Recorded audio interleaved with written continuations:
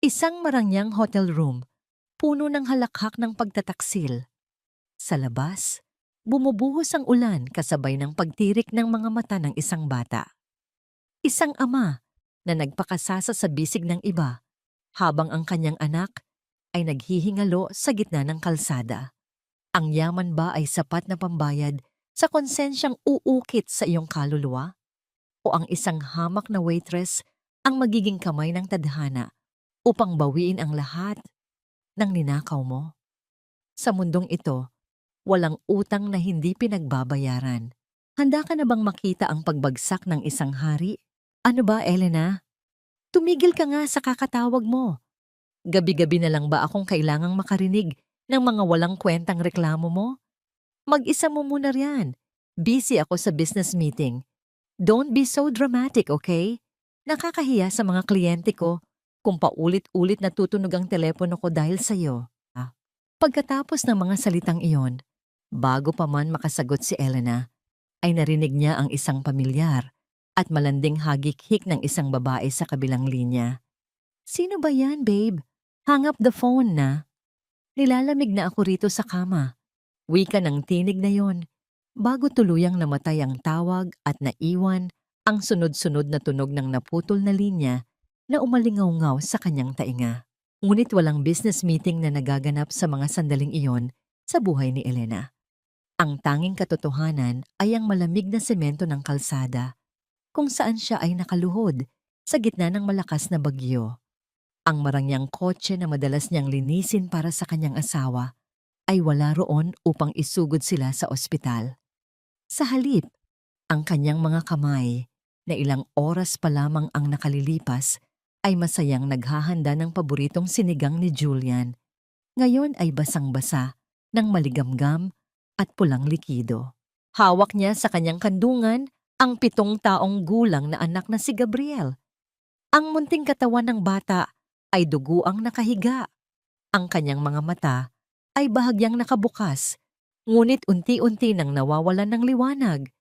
Habang ang ulan ay walang awang humuhugas sa dugong umaagos mula sa kanyang ulo patungo sa gilid ng kalsada. Hindi makasigaw si Elena. Ang kanyang lalamunan ay tila binarahan ng isang malaking bato na sumasakal sa bawat hininga niya. Walang lumalabas na tunog kundi ang mahinang paggaspang ng kanyang hininga na humahalo sa hagupit ng hangin. Nais niyang magmakaawa sa asawa. Nais niyang sabihing ang kanilang nag-iisang anak ay huling sandali na lamang ang binibilang, ngunit ang malamig na screen ng kanyang telepono ay nagpapakita lamang ng larawan nilang tatlo na magkakasama. Isang huwad na pangarap ng masayang pamilya na binuo niya sa loob ng 8 taon. Ang kanyang buong katawan ay nanginig, hindi dahil sa lamig ng bagyo, kundi dahil sa unti-unting pagkawala ng tibok ng puso sa munting dibdib na kanyang hinahawakan. Ang bawat patak ng ulan ay tila naging mga karayom na bumaon sa kanyang kaluluwa na nagpapaalala sa kanya na sa pinakamadilim na gabi ng kanyang buhay, siya ay nag-iisa. Tila bumalik ang kanyang gunita, ilang oras lamang ang nakalilipas bago nangyari ang malagim na tagpong ito. Si Gabriel ay masayang tumatalon sa sala. Hawak ang isang maliit na drawing na ginawa niya para sa kanyang ama. Sabi ng bata, "Mama, surprise natin si Papa, ha? Kasi pagod siya sa work." Isang simpleng sorpresa na nauwi sa isang malagim na trahedya nang tumakbo ang bata palabas ng pinto patungo sa kanto. Umaasang makikita ang kotse ng kanyang ama, ngunit isang mabilis na sasakyan ang sumagasa sa kanya at mabilis na tumakas. At ngayon, habang ang buhay ng kanyang anak ay dahan-dahang pumupusyaw sa gitna ng kawalan, ang kanyang ama ay nasa bisig ng iba, nagpapakasasa sa init ng kasalanan. Ang mahinang ugong ng ambulansya sa kalayuan ay unti-unting lumalapit, ngunit para kay Elena, ang buong mundo ay tumigil na sa pag-ikot. Ang kanyang mga daliri ay naging manhid, halos hindi na niya maramdaman ang sariling balat. Habang mahigpit niyang niyayakap ang lumalamig na katawan ni Gabriel, hinalikan niya ang noo ng anak. Ang kanyang mga luha ay sumama sa tubig ulan na pumatak sa pisngi ng bata. Mabilis na kumilos ang mga lalaking nakauniforme, binuhat ang bata mula sa kanyang kandungan. Sumunod si Elena sa loob ng ambulansya. Ang kanyang mga mata ay nakapako sa monitor ng tibok ng puso. Ang tuwid na guhit at ang walang katapusang tunog mula sa makina ang naghudyat ng katapusan ng lahat ng kanyang pag-asa. Wala na po siya, ma'am. Declared dead on arrival ang malumanay, ngunit tila kulog na pahayag ng doktor sa emergency room na dumurog sa huling piraso ng kanyang puso.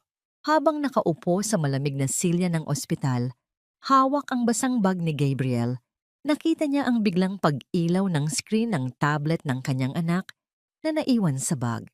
Dahil nakasync ang mga mensahe ni Julian sa kagamitang yon, lumitaw ang isang larawan na ipinadala ng parehong numero na madalas tumawag sa kanyang asawa kamakailan. Isang larawan ng 2 baso ng alak sa ibabaw ng bedside table ng isang mamahaling hotel room at sa gilid ay ang natutulog na katawan ni Julian na walang suot na damit. Kasama ang mensaheng, "He is mine tonight, Elena. Go back to your kitchen."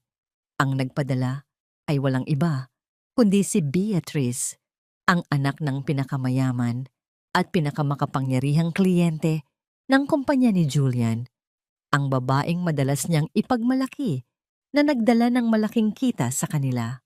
Nabalik lamang ang diwa ni Maribel nang marinig niya ang tunog ng sarili niyang mga daliri na nanginginig sa ibabaw ng basang tablet. Tumitig si Elena sa screen, ang kanyang mga mata na dati ay puno ng luha at kahinaan ay unti-unting naging tuyo at malamig na parang yelo. Ang sakit ay lumampas na sa hangganan ng pag-iyak at sa loob ng kanyang nadurog na dibdib, isang bagong pakiramdam ang isinilang, isang maitim at matigas na galit na hindi mapapawi ng anumang luha. Hanggang kailan kailangang pasanin ng isang tapat na asawa at ina ang krus ng pagbabaliwala at pagtataksil bago tuluyang maging apoy ang kanyang mga luha upang sunugin ang bawat dumi sa kanyang buhay. Hindi ko akalain na abot tayo sa ganito, Elena. Bakit mo hinayaan ang bata sa labas ng gabing iyon? Kung naging mabuti kang ina at binantayan mo si Gabriel, sana ay hindi tayo narito sa punerarya ngayon. Ang boses ni Julian ay hindi kakikitaan ng pangungulila, kundi ng isang matalim na paninisi na tila ba ang bawat salita ay isang latay sa likod ng kanyang asawa. Narito sila sa loob ng isang malamig na silid sa punerarya, kung saan ang amoy ng matatamis at nakakasulasok na bulaklak ng patay ay humahalo sa amoy ng alak at mamahaling pabango na dala ni Julian. Hindi tinitignan ni Elena ang kanyang asawa. Ang kanyang mga mata ay nananatiling nakapako sa puting kabaong ni Gabriel, ang maliit na kahon na tila ba naging kulungan ng lahat ng kanyang kagalakan sa mundo. Hindi siya sumagot, hindi dahil sa tinatanggap niya ang sisi, kundi dahil ang kanyang puso ay naging isang tuyong disyerto na walang anumang salitang mai-afford na itapon sa isang taong tulad ni Julian.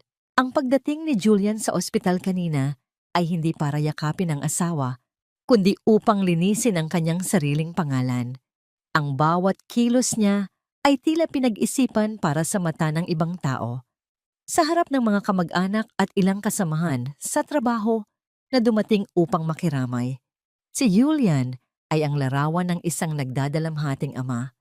Nakayuko, paminsan-minsang nagpapahid ng pekeng luha at mahigpit na humahawak sa mga kamay ng mga bisita. Ngunit sa bawat pagkakataon na wala silang nakatingin, ang kanyang mga mata ay mabilis na bumabalik sa kanyang telepono.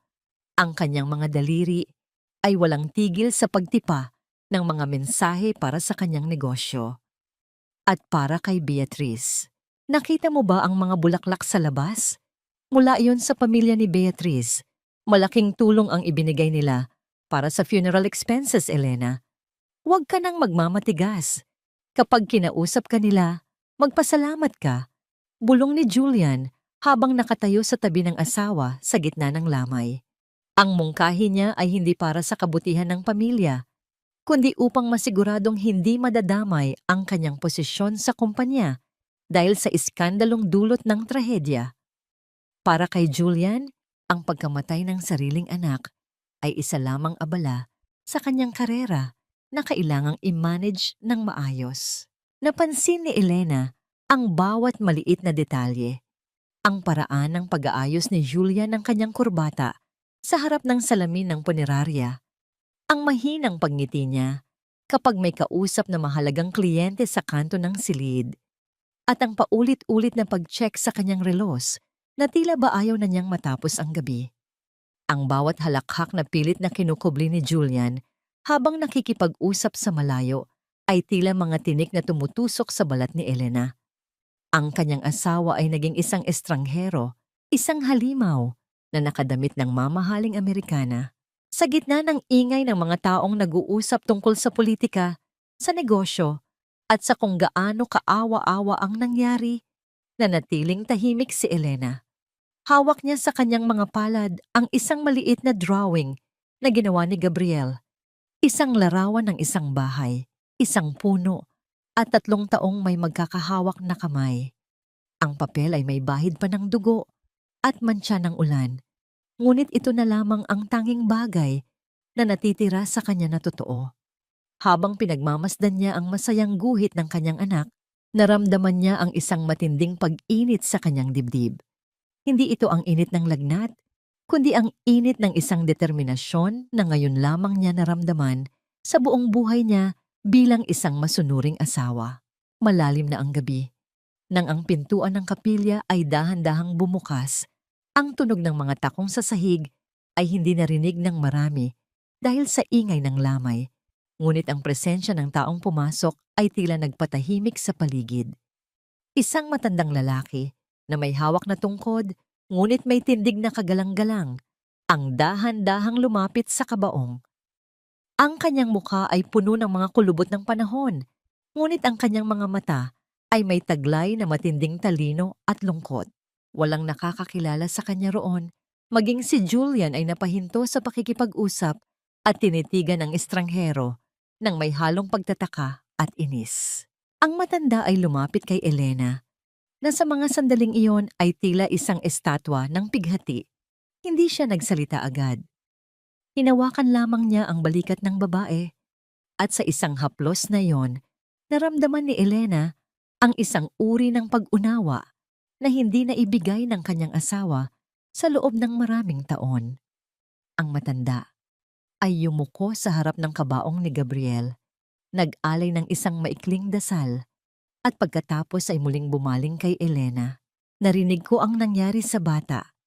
Isang malaking kawalan ng isang anghel na tulad niya sa mundong puno ng mga lobo. Ang boses ng matanda ay paos, ngunit buo. Mula sa bulsa ng kanyang itim na Amerikana, inilabas niya ang isang makapal na sobrang kulay kape. Walang nakasulat sa labas nito, ngunit ang bigat nito ay tila nagpapahiwatig na hindi lamang ito simpleng sulat.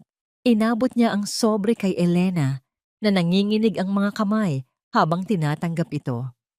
Huwag mong bubuksan ito rito, iha.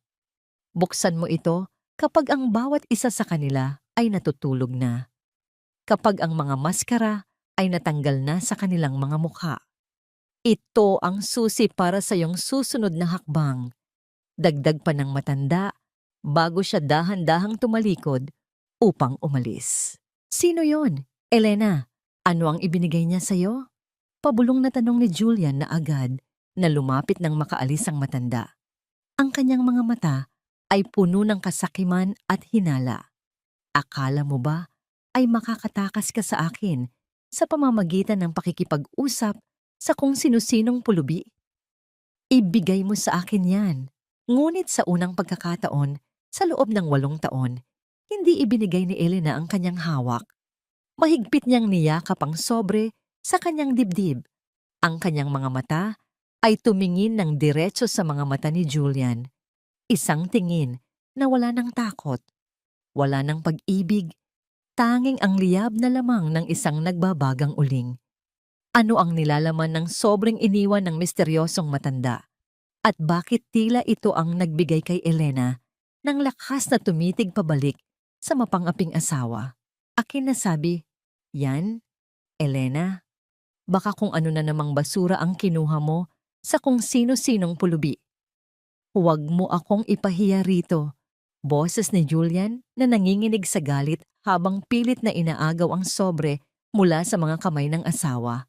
Ngunit bago pa man mahawakan ni Julian ang braso ni Elena, mabilis itong umiwas. Ang kanyang mga mata ay parang dalawang talim na handang sumugat sa kahit sinong mga has na lumapit. Sa loob ng marangyang kapilya na punong-puno ng mga taong ang iniisip lamang ay ang kanilang mga imahe, ang tensyon sa pagitan ng mag-asawa ay tila isang kuryenteng nagbabadyang sumabog. Habang ang gabi ay unti-unting nilalamon ang huling liwanag sa langit ng Manila, malayo sa marangyang kapilya, sa isang maliit at madilim na eskinita ng Tondo, ang amoy ng usok ng uling at pritong bawang ang bumabalot sa hangin. Dito, sa loob ng isang maliit na karinderya na pinapatakbo ni Aling Marta, matatagpuan si Sara Magbanua. Ang kanyang mukha ay may bakas ng uling at pawis. Ang kanyang mga kamay ay may mga bahid ng hiwa mula sa pagbabalat ng mga sangkap. Ngunit ang kanyang mga mata ay nananatiling malinaw at puno ng pag-asa. "Sara, pakibilisan naman ang pag-serve rito sa table 4. Kanina pa naghihintay ang mga customer," sigaw ni Aling Marta mula sa counter. "Opo, Aling Marta, parating na po," tugon ni Sara habang maingat na binabalanse ang 3 plato ng kanin at ulam sa kanyang mga braso. Pagod na ang kanyang buong katawan. Ang kanyang mga binti ay tila naging bakal na sa bigat dahil sa maghapong pagtayo, ngunit hindi siya pwedeng tumigil. Ang kanyang ina sa probinsya ay kailangan ng gamot at ang kanyang nakababatang kapatid ay may matrikulang dapat bayaran. Para kay Sarah, ang bawat sentimong kikitain niya sa gabing ito ay katumbas ng isang araw pang buhay para sa kanyang pamilya. Sa isang sulok ng karinderya, ang isang lumang telebisyon ay nagpapakita ng balita tungkol sa isang gala night ng mga negosyante. Lumitaw sa screen ang mukha ni Julian Thorne, nakangiti habang hawak ang isang baso ng mamahaling champagne. Ang pogi talaga ni Sir Julian. "No?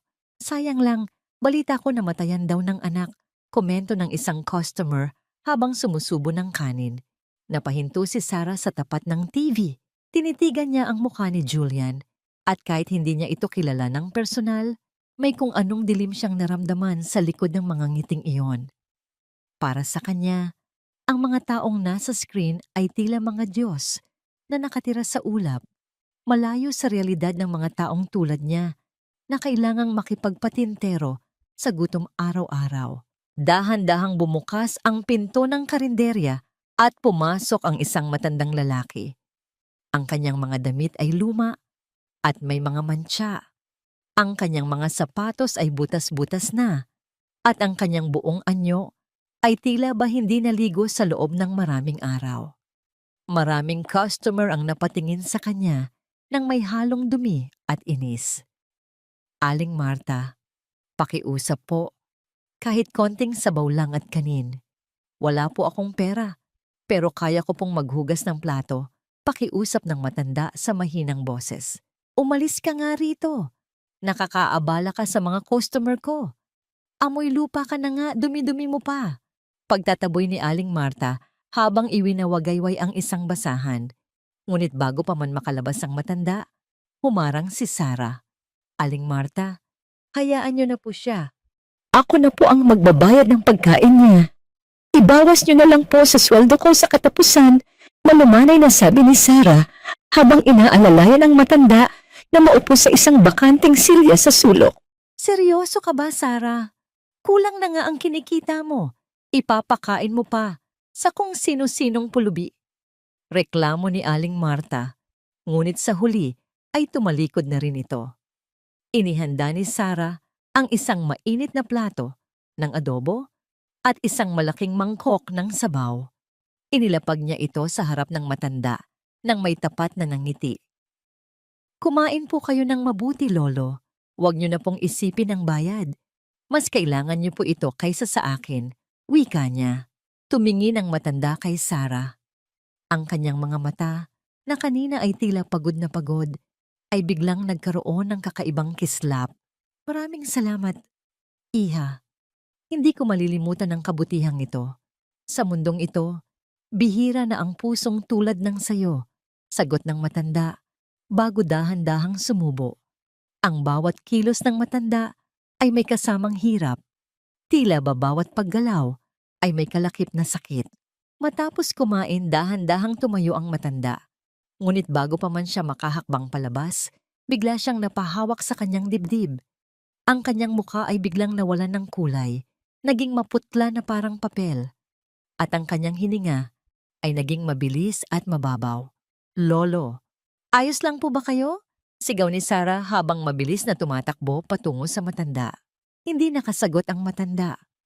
Ang kanyang katawan ay naging parang lupaypay na dahon at sa isang iglap, ang malakas na pagbagsak ng kanyang katawan sa sementong sahig ay lumikha ng isang tunog na nagpatigil sa lahat ng ingay sa loob ng karinderya.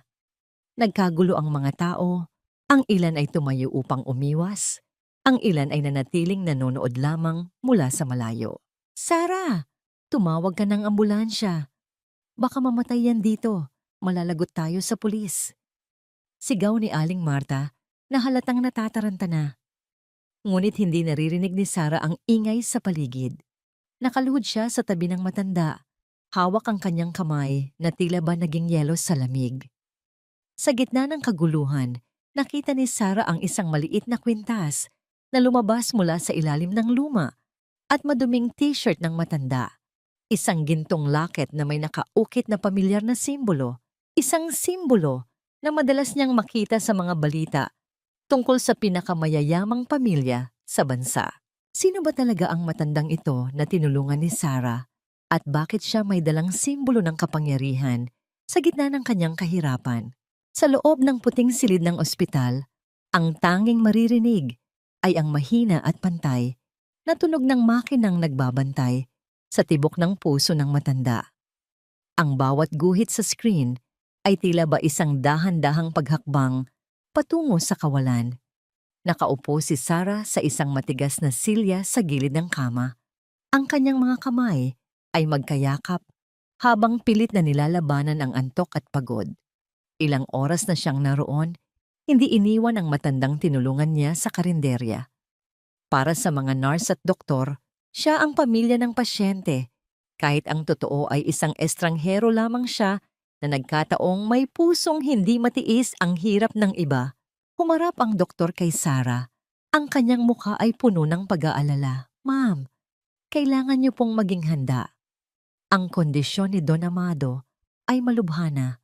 Ang kanyang katawan ay dahan-dahan ng bumibigay dahil sa katandaan at sa komplikasyon ng kanyang puso. Ginagawa namin ang lahat, pero tila ba hinihintay na lamang niya ang isang bagay bago siya tuluyang magpahinga. Malumanay na paliwanag ng doktor. Nabigla si Sarah sa pangalang binanggit ng doktor. Don Amado? Ang matandang akala niya ay isang pulubi lamang ay ang tanyag na bilyonaryo na si Don Amado Valderrama? Ang hari ng industriya na balita sa telebisyon na matagal nang nawawala sa paningin ng publiko. Dahan-dahang imulat ng matanda ang kanyang mga mata. Sa gitna ng labo ng kanyang paningin, ang mukha ni Sarah ang una niyang nakita. Isang mahinang nangiti ang sumilay sa kanyang maputlang mga labi. Iha, salamat sa pananatili. Ang boses niya ay halos isang bulong na lamang, tila isang hangin na dumaan sa tuyong mga dahon. Hinawakan niya ang kamay ni Sarah. Ang kanyang mga daliri ay nanginginig, ngunit may taglay na init ng pasasalamat. Huwag kang matakot. Ang kabutihan mo ang naging huling liwanag ko sa mundong ito na puno ng dilim, dagdag pa niya. Biglang bumukas ang pinto ng silid nang may kalakasan. Pumasok ang isang babaeng nakasuot ng napakamahal na pulang damit. Ang bawat hakbang ng kanyang mga takong sa makinis na sahig ay tila ba isang deklarasyon ng kapangyarihan. Si Beatriz Valderrama, ang nag-iisang anak ni Don Amado, ay dumating na may kasamang 2 bodyguard. Ang amoy ng kanyang mamahaling pabango ay agad na pumatay sa amoy ng gamot sa loob ng silid. Ang kanyang mga mata ay hindi nakatingin sa kanyang amang naghihingalo, kundi kay Sarah na tila ba nakakita siya ng isang maduming insekto. Anong ginagawa ng hampas lupang ito rito? Guard, ilabas niyo ang babaeng ito. Baka kung ano na ang ninakaw niya sa tatay ko. Sigaw ni Beatrice, ang kanyang boses ay puno ng puot at pagmamaliit. Lumapit ang mga bodyguard.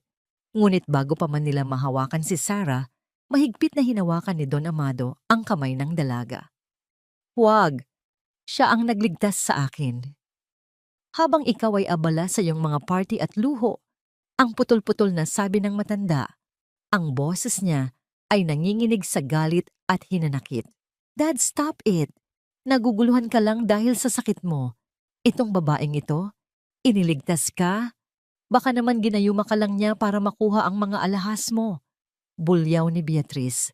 Lumapit siya kay Sarah at walang pasabing hinablot ang braso nito. Umalis ka rito bago ko patawagin ang mga pulis. Hindi mo alam kung sino ang kinakalaban mo. Mahirap ka lang. Basura ka sa paningin namin. Nasaktan si Sarah sa higpit ng pagkakasakal ni Beatrice sa kanyang braso. Ngunit hindi siya gumanti. Tumingin siya sa mga mata ni Beatrice. Ang kanyang mga mata ay puno ng awa para sa isang anak na walang pagmamahal sa magulang. Hindi po ako magnanakaw, ma'am. Narito lang po ako dahil kailangan ni Don Amado ng makakasama, mahinahon, ngunit matatag na sagot ni Sarah. Isang malakas na sampal ang dumapo sa pisngi ni Sarah. Ang tunog ng palad ni Beatrice sa balat ni Sarah ay tila ba isang pagsabog sa loob ng tahimik na silid. Napasandal si Sarah sa pader. Ang kanyang pisngi ay agad na namula at kumirot. Ngunit bago pa man makapagsalita muli si Beatrice, ang monitor ng puso ni Don Amado ay nagsimulang maglabas ng isang mabilis at hindi regular na tunog. Ang tuwid na guhit sa screen ay lumitaw, kasabay ng isang mahabang tunog na nagpapahiwatig na ang huling hininga ng matanda ay pinitas na ng tadhana. Daddy, no! Hindi ka pwedeng mamatay nang hindi mo napipirmahan ang mga bagong dokumento. Sigaw ni Beatrice, hindi dahil sa lungkot, kundi dahil sa takot na mawala ang kanyang kontrol sa yaman. Ngunit huli na ang lahat. Ang mga mata ni Don Amado ay nanatiling nakapako sa kisame. Walang buhay, ngunit may bakas ng kapayapaan. Sa gitna ng kaguluhan, isang lalaking naka-Amerikana ang dahan-dahang pumasok sa silid. Siya ang abogado ni Don Amado, si Attorney Mendoza. Hawak niya ang isang itim na folder na may gintong selyo. Nakita niya ang bawat nangyari, ang sampal ni Beatrice at ang huling sandali ni Don Amado. Masyado nang huli para sa mga dokumento mo, Beatrice. Ang huling habilin ni Don Amado ay naisagawa na 2 oras bago siya pumanaw, ang malamig na sabi ng abogado. Tumingin siya kay Sarah na hawak ang kanyang namumulang pisngi at pagkatapos ay muling tumingin kay Beatrice at ayon sa kanyang testamento, may isang taong hindi niyo inaasahan ang magmamana ng lahat ng iniwan niya. Sino ang tinutukoy ng abogado na magmamana ng buong imperyo ni Don Amado? At ano ang magiging kapalaran ni Sarah ngayong wala na ang tanging taong naging saksi sa kanyang kabutihan? Anong karapatan mong umupo sa upuang iyan? Isang dumi sa kalsada na nagpanggap na anghel para lang manakaw ang dapat ay sa akin. Hindi pa tayo tapos dahil sisiguraduhin kong sa kangkungan ng bagsak mo, basura. Ang boses ni Beatrice ay tila isang matalim na kumpas ng kidlat na nagpayanig sa buong conference room ng ospital. Ang kanyang mga daliri na pinalamutian ng mga brilyanteng kasing tigas ng kanyang puso ay nakaturo sa mukha ni Sarah na tila ba ayaw niyang madumihan ng hangin sa pagitan nila. Sa gitna ng marangyang silid na yon, si Sarah ay mukhang isang ligaw na ibon sa gitna ng mga lobo.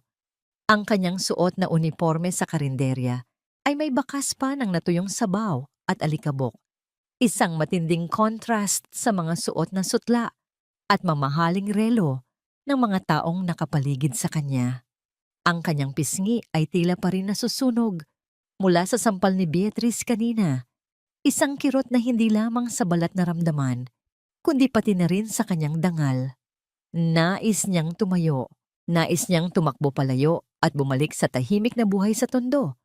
Ngunit ang bigat ng mga mata ng lahat ay tila ba nakakadena sa kanya sa upuang iyan.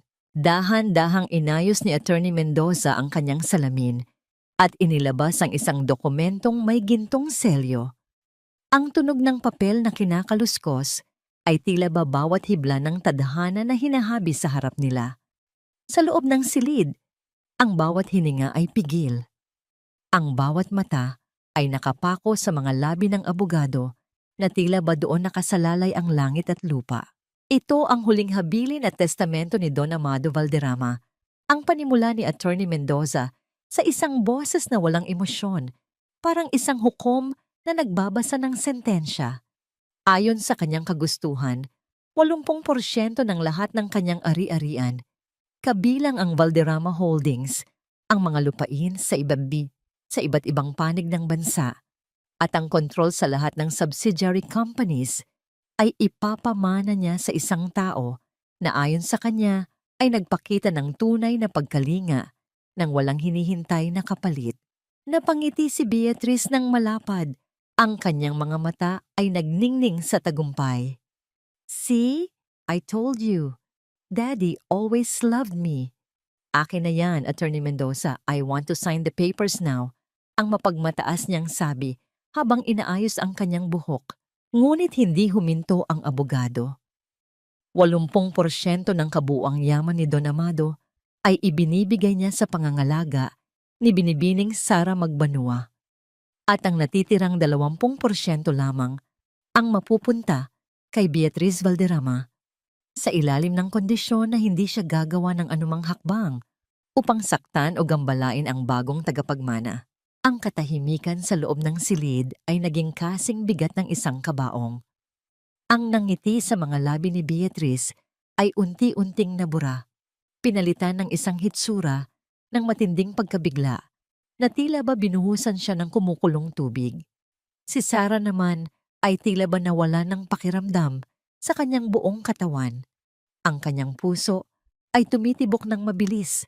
Ang tunog nito ay tila ba isang tambol na umaalingaw-ngaw sa loob ng kanyang ulo. Ako? Bakit ako? Ang tanging naisip niya habang ang kanyang mga kamay ay nanginginig sa ilalim ng lamesa. You're joking! Isang malaking kalokohan ito. Dad was senile. Ginayuma siya ng babaeng ito. Bulyaw ni Beatrice. Ang kanyang boses ay pumipiyok na sa tindi ng galit. Hindi siya makapaniwala na ang yaman na itinuring niyang karapatan mula pa sa pagsilang ay mapupunta sa isang taong ang tanging alam ay magsilbi ng pagkain sa mga kalsada. Lumapit siya kay Sara. Ang kanyang mga mata ay nanlilisik na parang sa isang demonyo. Hindi mo alam ang pinapasok mo, Sara. Papatayin kita. Dudurugin kita hanggang sa wala nang matira sa'yo. Kundi abo. Ngunit sa gitna ng kaguluhang iyon, ang pintuan ng silid ay muling bumukas. Isang lalaki ang pumasok. Ang kanyang anyo ay puno ng kumpiyansa, ngunit ang kanyang mga mata ay may taglay na gutom para sa pagkakataon. Si Julian Thorne.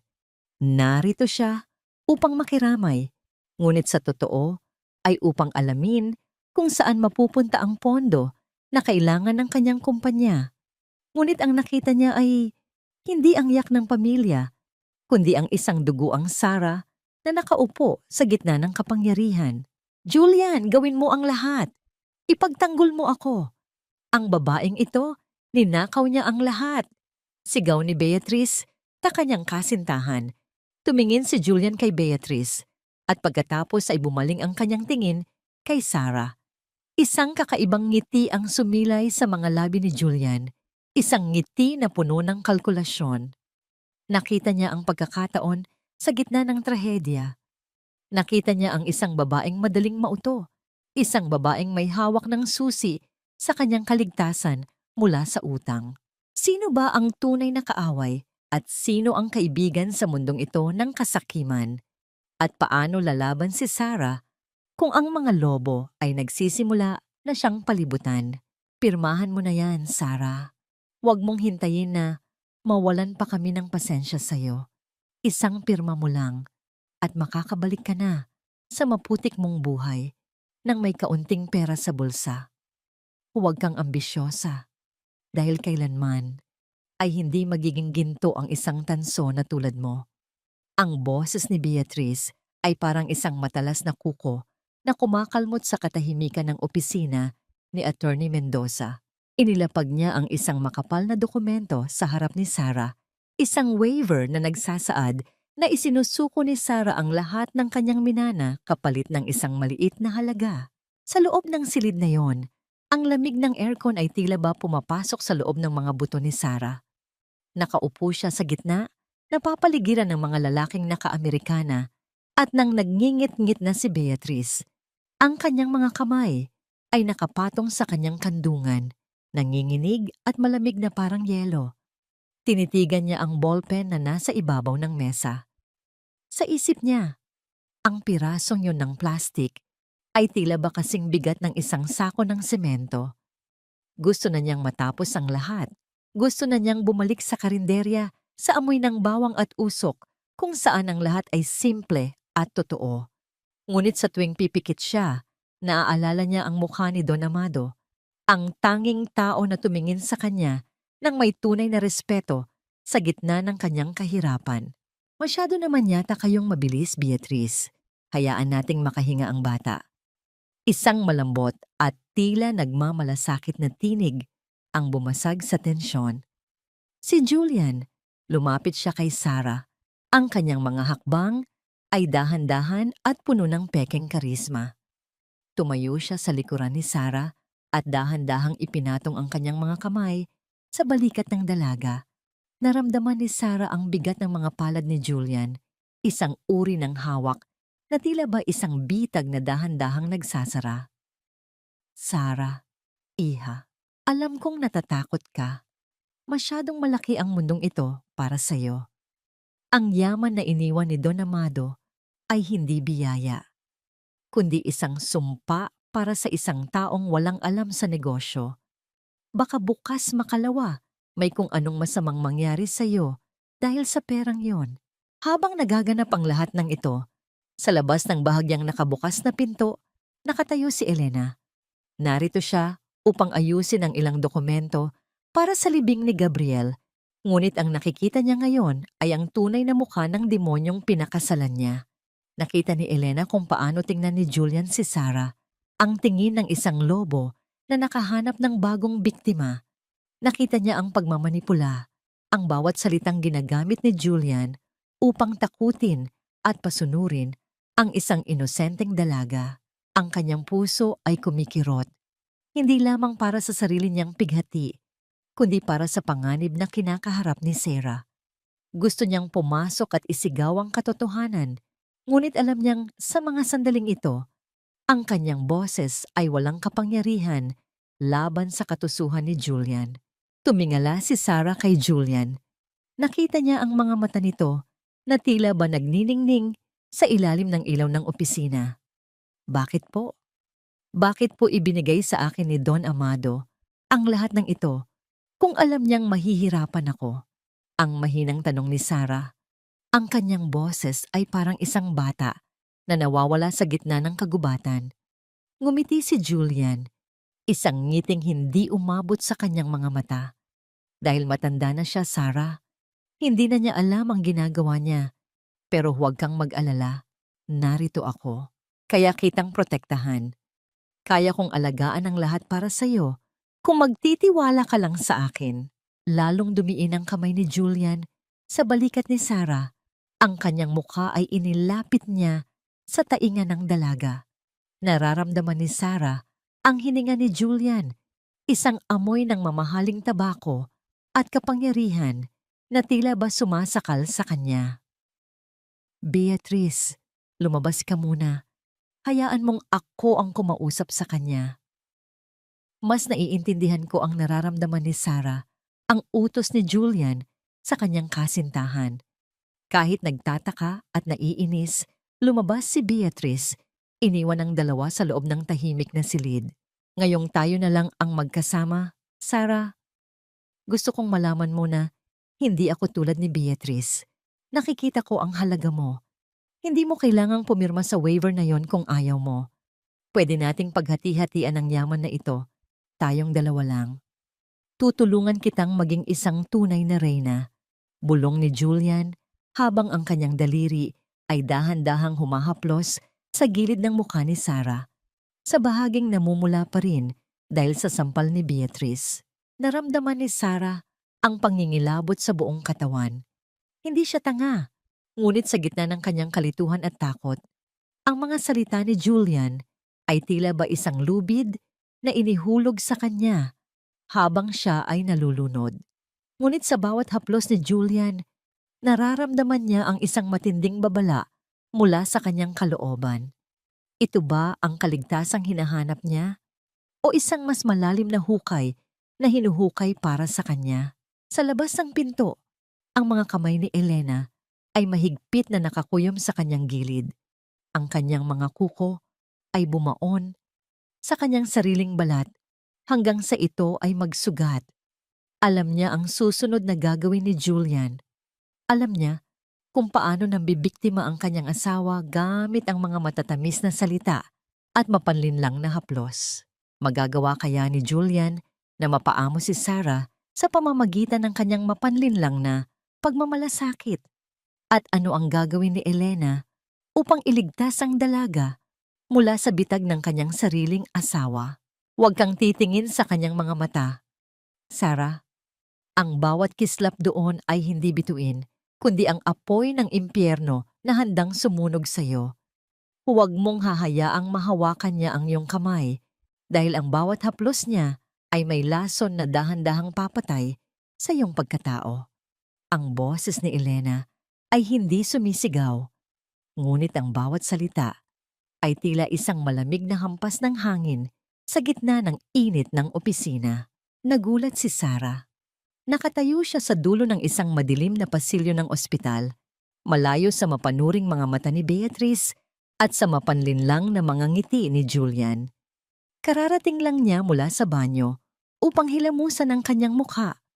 Umaasang mahuhugasan ng tubig ang pait ng sampal ni Beatrice at ang pangingilabot sa haplos ni Julian. Ngunit sa harap niya, nakatayo ang babaeng madalas niyang makita sa mga retrato sa opisina ni Julian, ang asawang si Elena Thorne. Ang anyo ni Elena ay larawan ng isang buhay na nagiba, ngunit tumitindig pa rin. Ang kanyang mga mata ay may malalalim na anino ng puyat at iyak. Ang kanyang suot na itim na damit ay tila ba naging bahagi na ng kanyang balat. Ngunit sa likod ng pighati, may isang uri ng talas sa kanyang tingin na tila ba nakikita ang bawat lihim na itinatago sa dilim. Ma'am Elena, boses ni Sarah na nanginginig. Pasensya na po, hindi ko po gustong mangyari ang lahat ng ito. Hindi ko po hiningi ang yaman ni Don Amado. Gusto ko lang pong makatulong, pabulong na paliwanag ng dalaga, habang ang mga luha ay muling nagbabadyang pumatak mula sa kanyang mga mata. Lumapit si Elena kay Sarah. Inilabas niya ang isang puting panyo at dahan-dahang pinunasan ang luha sa pisngi ni Sarah. Ang bawat haplos ni Elena ay puno ng pag-iingat. Tila ba natatakot siyang mabasag ang marupok na damdamin ng dalaga. Alam ko, Sarah, nakita ko ang lahat. Nakita ko kung paano kasaktan ng asawa ko gamit ang kanyang mga salita. Nakita ko kung paano kanya tingnan na parang isang pirasong karne na gusto niyang lamunin. Ang mahinahong sabi ni Elena. Naguguluhan po ako. Sabi po ni Sir Julian, tutulungan niya ako. Sabi niya, poprotektahan niya ako sa galit ni Ma'am Beatrice. Ang sagot ni Sarah, ang kanyang inosenteng isipan ay tila ba kumakapit pa rin sa huling hibla ng pag-asa. Isang mapait na tawa ang kumawala sa mga labi ni Elena. Proteksyon? Sarah, ang tanging poprotektahan ni Julian ay ang kanyang sarili. Alam mo ba kung nasaan siya noong namatay ang anak namin? Noong gabing naghihingalo si Gabriel sa gitna ng ulan? Wala siya sa tabi ko. Wala siya sa tabi ng anak niya. Nandoon siya sa isang hotel room kayakap si Beatrice habang ang anak namin ay nalalagutan ng hininga. Nanlaki ang mga mata ni Sarah. Ang bawat salita ni Elena ay tila isang kidlat na tumama sa kanyang puso. Hindi po, hindi po niya magagawa yon. Sabi niya, mahal niya ang pamilya niya, bulong ni Sarah. Ngunit ang katotohanan ay unti-unti nang nanunuot sa kanyang isipan. Ito ang katotohanan tungkol kay Julian Thorne, Sarah. Gagamitin ka niya. Paaamuhin ka niya hanggang sa makuha niya ang pirma mo. At kapag nakuha na niya ang yaman na iniwan sa iyo ni Don Amado, itatapon ka niya sa basura na parang isang basahan. Katulad ng ginawa niya sa akin. Katulad ng ginagawa niya sa alaala ng anak namin. Ang boses ni Elena ay nanginginig na sa tindi ng kinalulubog na galit. Kinuha ni Elena ang kamay ni Sarah at inilagay doon ang isang maliit na piraso ng papel. Iyan ang address ko. Huwag kang pipirma sa anumang dokumento na ibibigay nila sa iyo. Huwag kang maniniwala sa kahit anong pangako nila.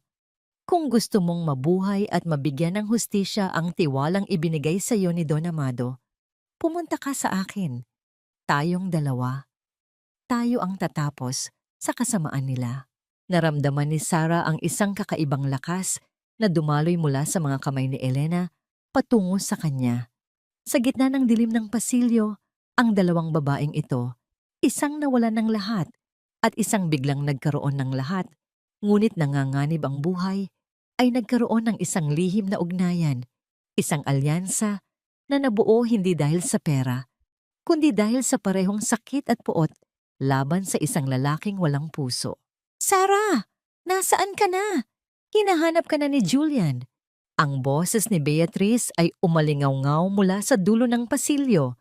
Ang tunog ng kanyang mga takong ay mabilis na lumalapit. Magtago ka na, Sarah.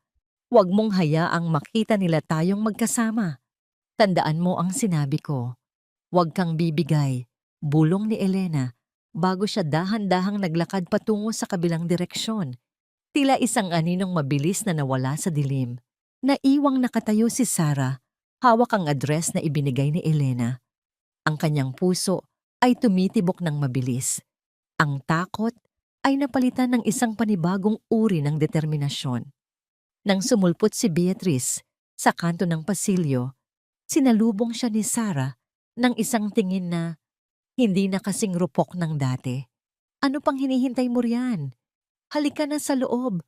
Pirmahan mo na ang mga papers na ibinigay ni Julian. Huwag mong sayangin ang oras namin. Sigaw ni Beatrice. Dahan-dahan nang lumapit si Sarah, ngunit sa loob ng kanyang bulsa ang address ni Elena ay mahigpit niyang hinawakan. Ang laro ay nagsisimula pa lamang. Sa kabilang panig, sa loob ng kanyang kotse, binuksan ni Elena ang kayumangging sobre na ibinigay ng misteryosong matanda sa lamay ni Gabriel. Ang kanyang mga kamay ay nanginginig habang binabasa ang unang pahina ng dokumento sa loob nito. Ang kanyang mga mata ay nanlaki sa gulat at ang isang maliit na ngiti ng tagumpay ay sumilay sa kanyang mga labi. Ano ang natuklasan ni Elena sa loob ng misteryosong sobre na magpapabago sa takbo ng laban at hanggang kailan kayang magpanggap ni Sarah sa harap ni Julian bago siya tuluyang bumigay. Maniwala ka sa akin, Sarah. Ako lang ang tanging nakakaunawa sa bigat ng pinapasan mo ngayon. Ang lahat ng mga taong nasa labas ng pintong ito ay tinitingnan ka lang bilang isang jackpot sa loto. Pero ako? Gusto ko lang na maging ligtas ka. Ang boses ni Julian ay parang isang malapot na pulot. Matamis ngunit nakakasakal. Habang dahan-dahan niyang inilalapit ang kanyang mukha sa dalaga. Nakatitig si Sarah sa mga mata ni Julian at sa loob ng kanyang isipan ay naririnig niya ang boses ni Elena na nagbabala. Bawat salitang lumalabas sa bibig ng lalaking ito ay tila isang maruming putik na tumatalsik sa kanyang kaluluwa. Gusto niyang sumigaw, gusto niyang idura sa mukha nito ang lahat ng nalaman niya tungkol sa malagim na gabi ng pagkamatay ni Gabriel. Ngunit sa halip, pinili niyang ibaba ang kanyang tingin. Hinayaan niyang manginig ang kanyang mga labi at nagkunwaring isang takot na tupa sa harap ng isang lobo. Talaga po, Sir Julian? Pero si Ma'am Beatrice, parang galit na galit po siya sa akin. Natatakot po ako na baka saktan niya ako kapag hindi ko ibinigay ang lahat. Mahinang tugon ni Sarah. Ang kanyang boses ay sadyang ginawa niyang paos at tila malapit ng umiyak. Ito ang unang pagkakataon na gumamit siya ng balat kayo at bawat hibla ng kanyang pagkatao ay nagre-rebelde sa pandaraya. Dahan-dahang hinawakan ni Julian ang baba ni Sarah, pilit na iniaangat ang kanyang mukha upang magtama ang kanilang mga paningin. Isang kislap ng tagumpay ang sumilay sa mga mata ng lalaki. Akala niya ay tuluyan na niyang napaamo ang dalaga. Hayaan mo si Beatrice. She's just emotional. Pero ako ang may hawak ng mga desisyon dito. Basta manatili ka sa tabi ko, Sarah. Sisiguraduhin kong walang kahit isang hibla ng buhok mo ang magagalaw. Naramdaman ni Sarah ang pangingilabot na gumagapang sa kanyang likuran nang maramdaman ang mainit na hininga ni Julian sa kanyang balat. Ang bawat haplos nito sa kanyang balikat ay tila ba isang uod na gumagapang, nagiiwan ng malagkit at maduming bakas. Nais niyang itaboy ang mga kamay nito, ngunit pilit niyang ipinako ang kanyang mga paa sa sahig. Sa kanyang isipan, ang bawat segundo ng pagtitiis na ito ay isang hakbang patungo sa hustisyang ipinangako niya kay Elena. Ang katahimikan sa loob ng opisina ay binuwag ng marahas na pagbukas ng pinto. Pumasok si Beatrice. Ang kanyang mukha ay kasing pula ng kanyang suot na damit sa tindi ng selos at galit. Nakita niya ang posisyon ng dalawa, si Julian, na tila ba may binubulong na napakalambing na salita sa isang hamak na waitress. Ang tunog ng kanyang mabilis na paghinga ay tila ba isang bulkang malapit ng sumabog. Julian, what is the meaning of this? Bakit kailangang magkalapit ang mga mukha niyo? At ikaw? Itinuro ni Beatrice ang kanyang nanginginig na daliri kay Sarah. Ang landi mo! Hindi pa nga natutuyo ang laway mo sa karinderya, naghahanap ka na agad ng malalapitan. Beatrice, stop it. You're overreacting. I'm just trying to comfort her so she can sign the papers properly. Ang pasigaw na sagot ni Julian, ngunit hindi siya lumayo kay Sarah. Sa halip, mas hinawakan pa niya ang braso ng dalaga na tila ba ipinapakita kay Beatrice na siya ang may kontrol. Kung hindi mo kayang kontrolin ang ugali mo, lumabas ka muna. You're ruining everything. Isang masakit na sampal ang hindi dumapo kay Sarah, kundi isang sampal ng katotohanan kay Beatrice. Ang kanyang sariling kasintahan ay pinagtatanggol ng isang estranghero sa harap niya. Ang galit sa mga mata ni Beatrice ay nauwi sa isang uri ng puot na mas malalim pa sa pagkatalo, sa yaman. Para sa kanya, hindi na lamang ito tungkol sa pera ni Don Amado.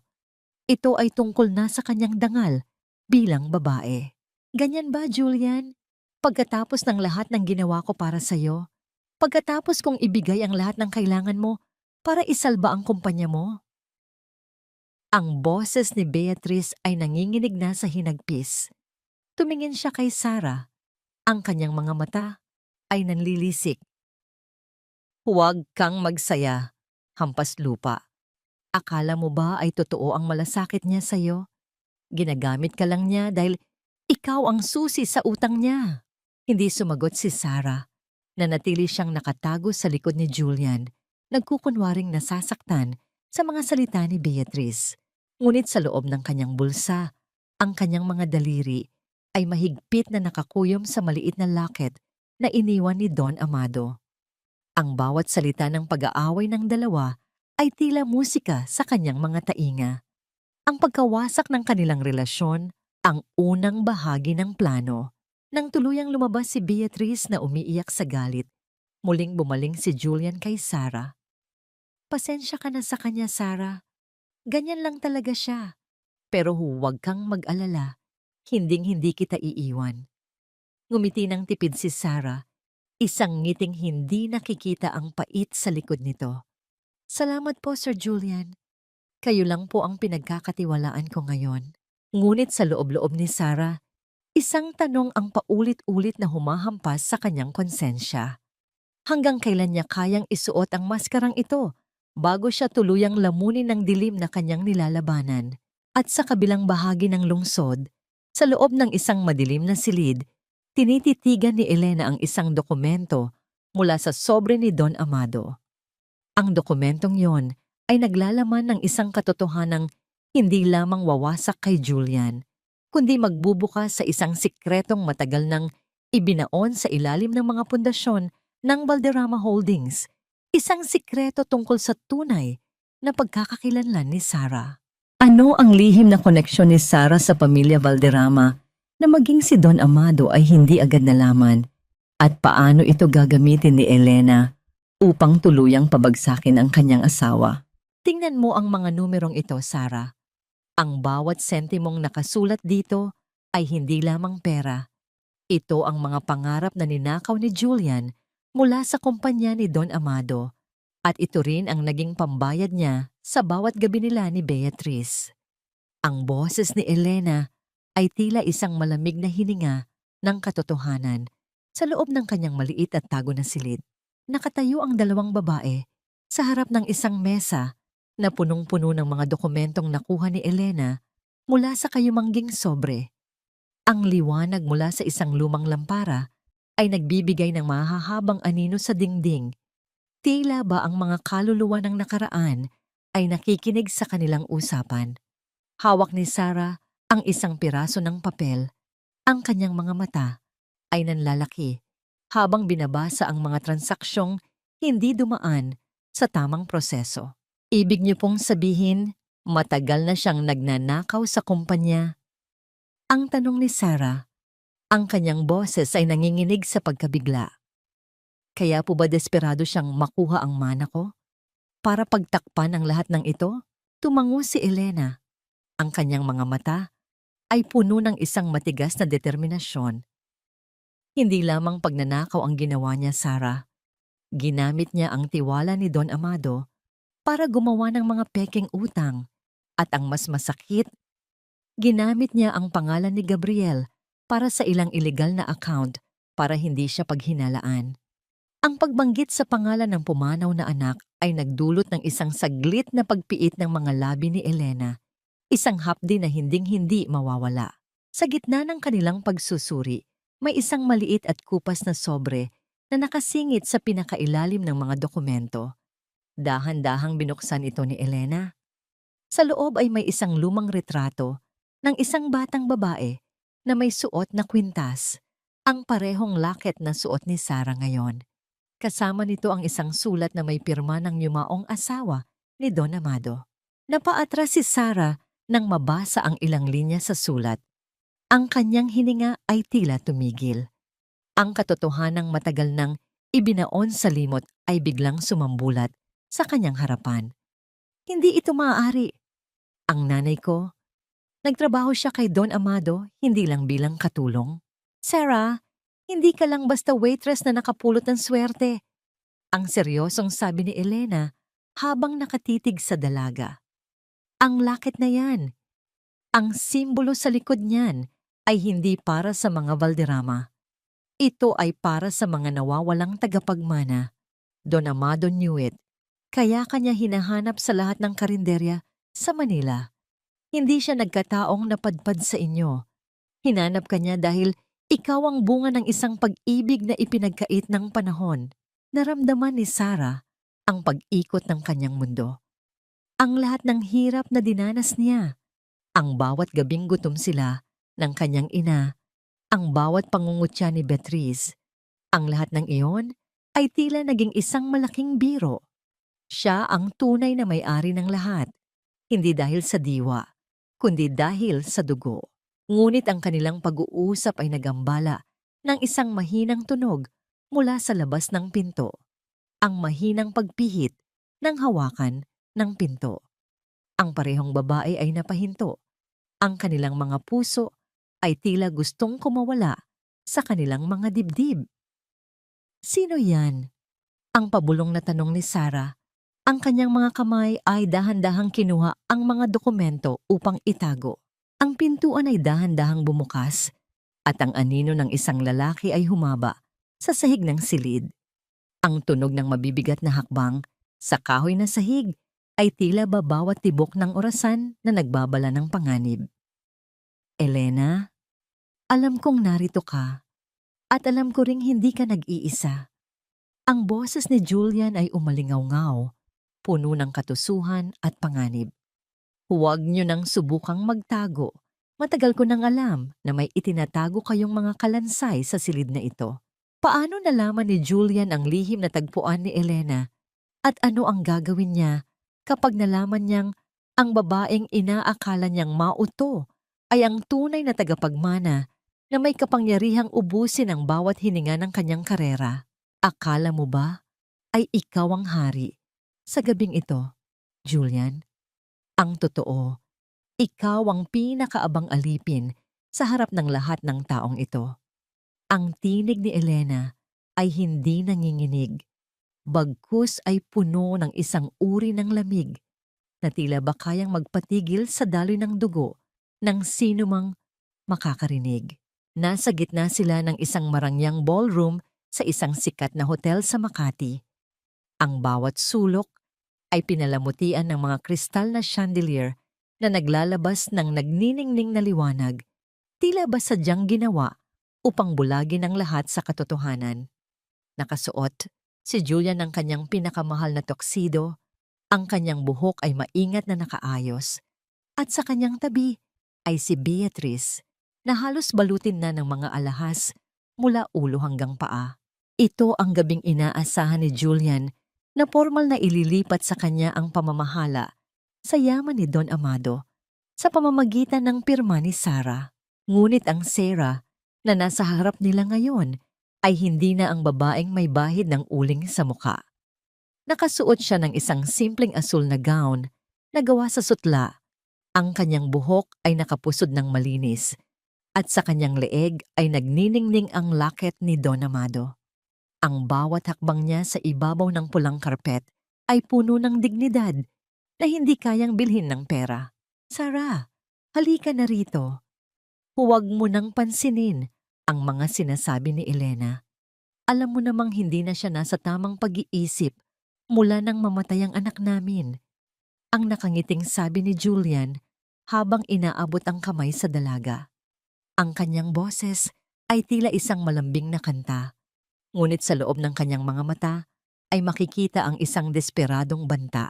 Ngumiti si Sarah, ngunit ang ngiting iyon ay hindi umabot sa kanyang mga mata.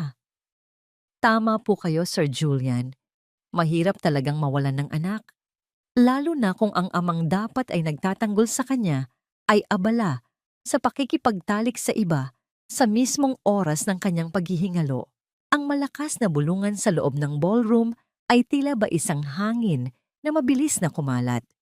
Ang mga baso ng champagne ay pansamantalang ibinaba ng mga panauhin.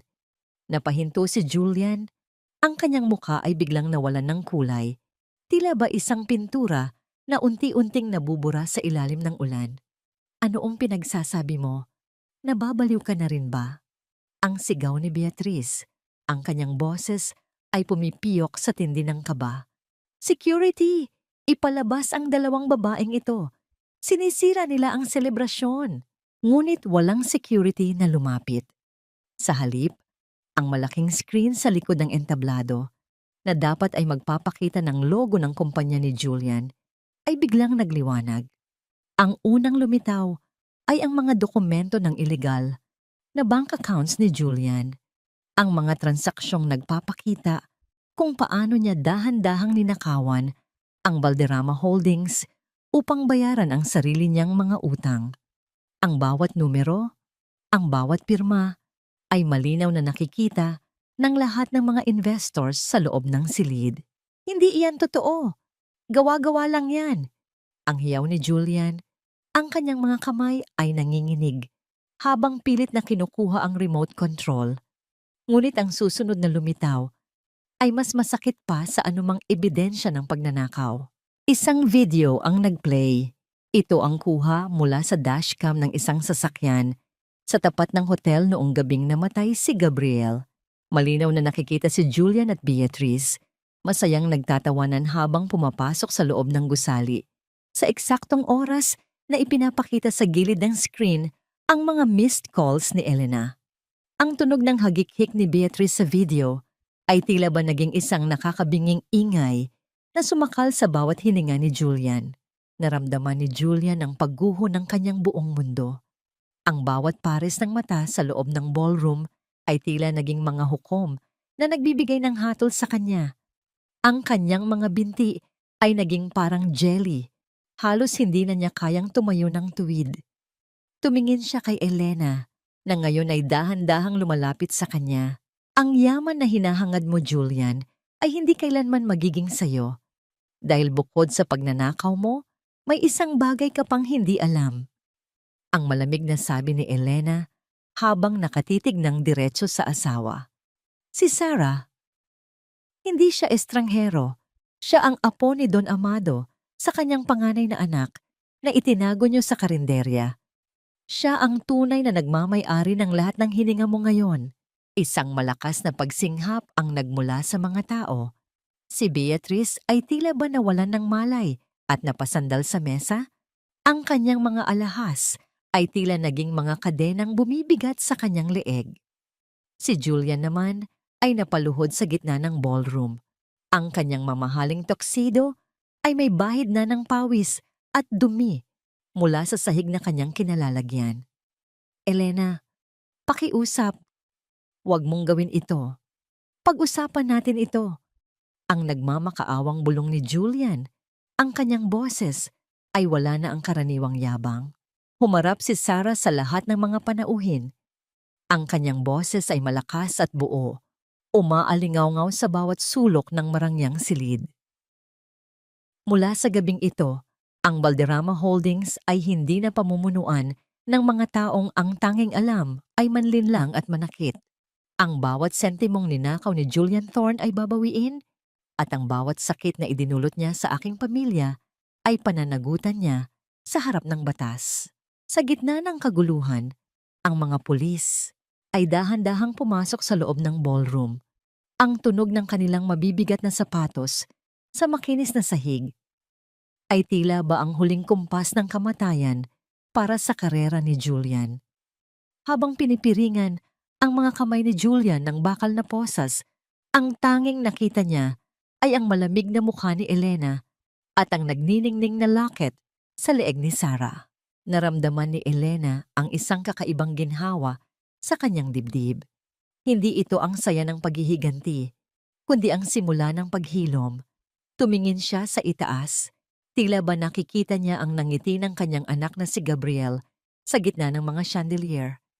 Ngunit sa kabila ng tagumpay na ito, isang tanong ang nananatili sa isip ni Elena. Sapat na ba ang pagkakakulong ni Julian upang mabayaran ang buhay ng kanyang anak? At ano ang gagawin ni Beatrice upang makabawi sa kahihiyang natanggap niya? Akala mo ba ay matatapos ang lahat sa isang gabi lang, Beatrice? Ang karma ay hindi parang ulan na biglang bubuhos at lilipas din. Ito ay parang anino. Habang tumatakbo ka palayo sa liwanag, lalo itong humahaba at bumibigat sa iyong bawat hakbang. Ang boses ni Sarah ay hindi na ang mahinang tinig ng isang waitress sa karinderya. Ngayon, ang bawat salita niya ay may bigat ng isang babaeng nahanap na ang kanyang tunay na trono. Nasa loob sila ng marangyang mansyon ng mga Valderrama. Ang mga gamit na dati ay simbolo ng kapangyarihan ni Beatrice, ang mga antigong florera, ang mga painting na ginto ang frame at ang malalambot na carpet ay mayroon ng mga dilaw na tape ng korte. Isang inventaryo ng pagnanakaw ang nagaganap sa paligid nila. Nakaupo si Beatrice sa sahig. Ang kanyang pulang gown ay may gulanit na sa ilalim.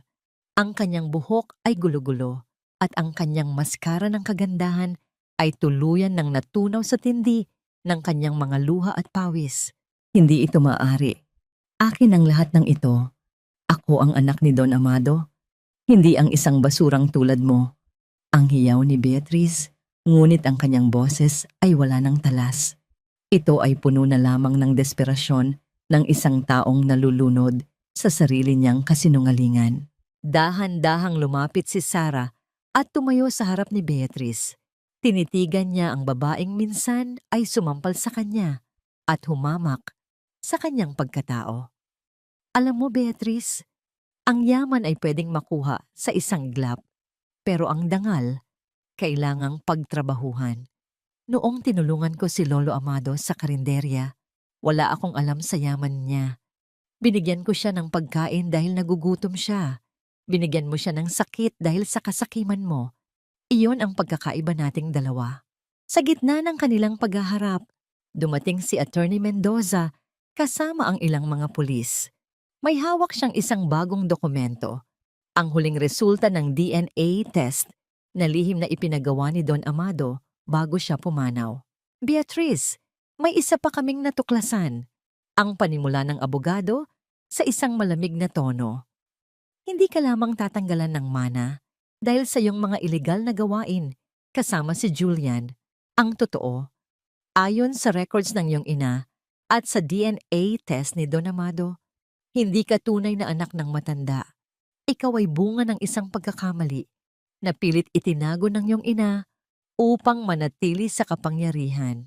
Ang katahimikan sa loob ng mansyon ay tila ba naging isang mabigat na kumot na sumakal kay Beatrice. Ang katotohanan ito, ang huling pako sa kanyang kabaong.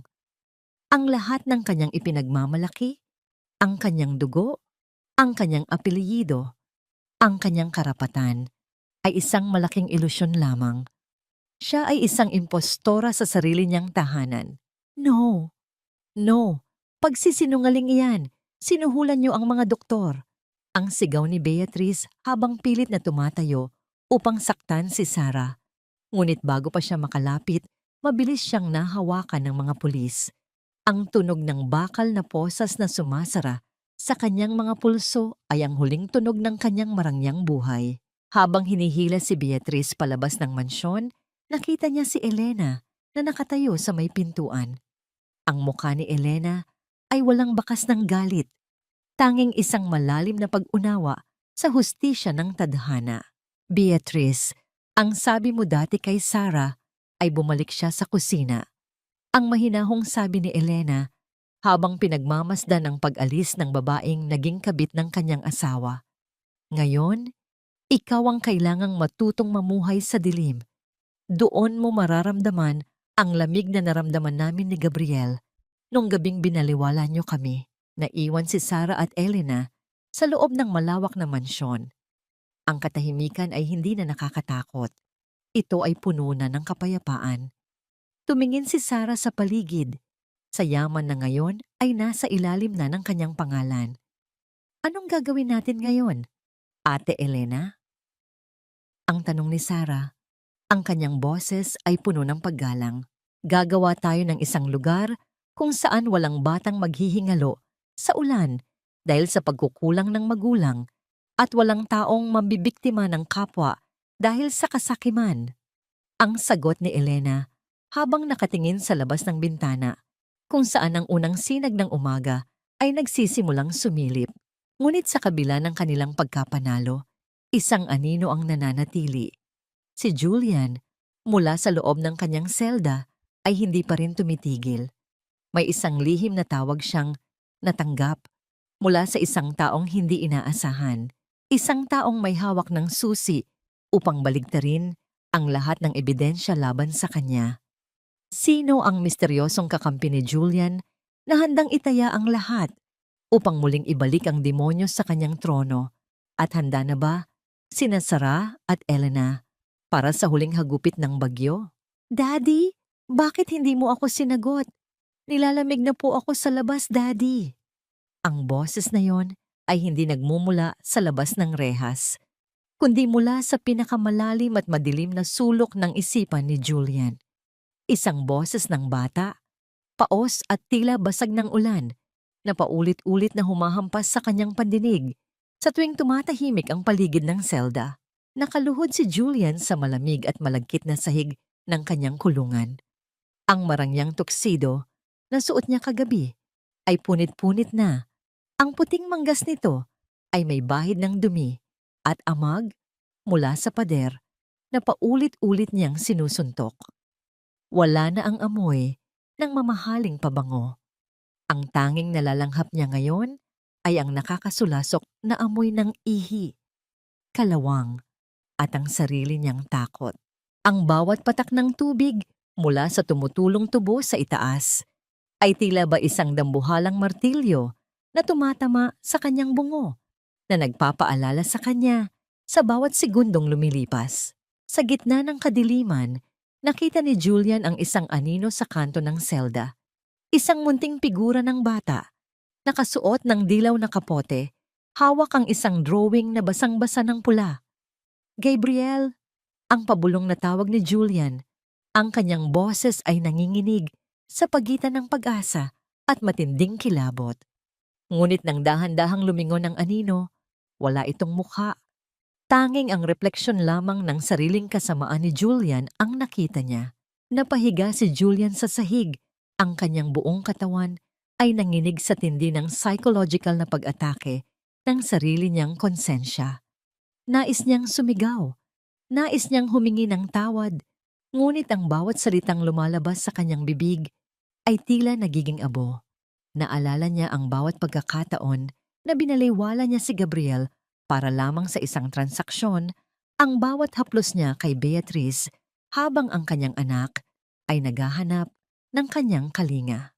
Ang bawat missed call ni Elena noong gabing iyon ay naging parang mga kadenang sumasakal sa kanyang leeg ngayon. Hindi ko sinasadya. Negosyo lang ang iniisip ko para sa inyo rin yun. Ang katuwiran ni Julian sa kawalan, isang huling pagtatangka na i-gaslight maging ang sarili niyang kaluluwa.